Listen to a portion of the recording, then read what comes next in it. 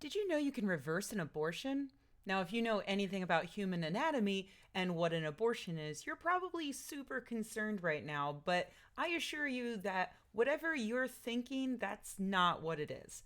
And I'm not going to describe what you're thinking because it's probably super disgusting and you're already thinking it, so there's really no reason for me to go there. So, no, abortion reversal is a pretty big misnomer, which somehow actually works for naming this procedure because the entire thing is completely idiotic. It's actually just an abortion pause. You see, for a medical abortion, you usually take two pills. The first one is RU486, which cuts off your progesterone supply. And progesterone is needed generally to keep a pregnancy going.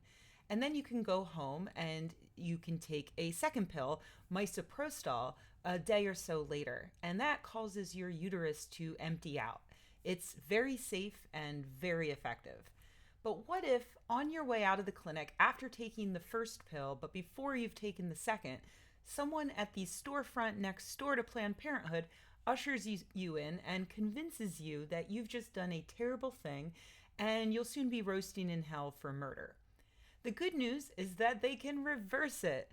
They tell you that they can completely negate the abortion by supplementing your progesterone, which the RU486 had stopped. Then you just throw that second pill in the trash and start painting your nursery. That's the goal of anti-abortion activists who are setting up clinics right next to Planned Parenthoods in the hopes of convincing women to unabort. There's just one problem. Actual scientists aren't convinced that this reversal actually works, since it hasn't been properly tested. It was invented by an anti-abortion doctor in 2012, and it's been used on hundreds, possibly thousands of women since then. According to the guy who invented it, the success rate is about 55%, which already should give you pause. This is by no means a guarantee, even according to the guy who invented it. But here's the fact. Women who just take the first pill and don't take the second pill, but don't bother taking any supplements or even talking to any anti-abortion activists, those women have their abortions reversed naturally 30 to 50% of the time. In other words, anti-abortion activists are preying on frightened, confused, and misinformed women to sell them a treatment that might not work any better than chance. You might be wondering why states don't step up and regulate this completely unethical medical practice, considering that the FDA hasn't even approved it.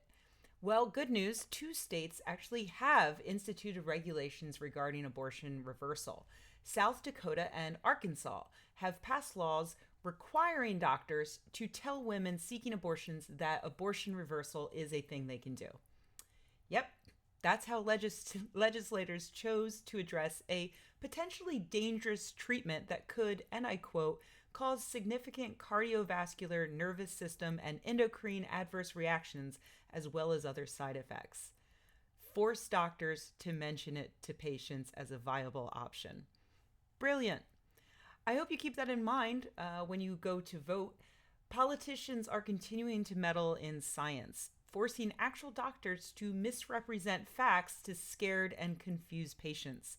Please, please, please vote these people out of office.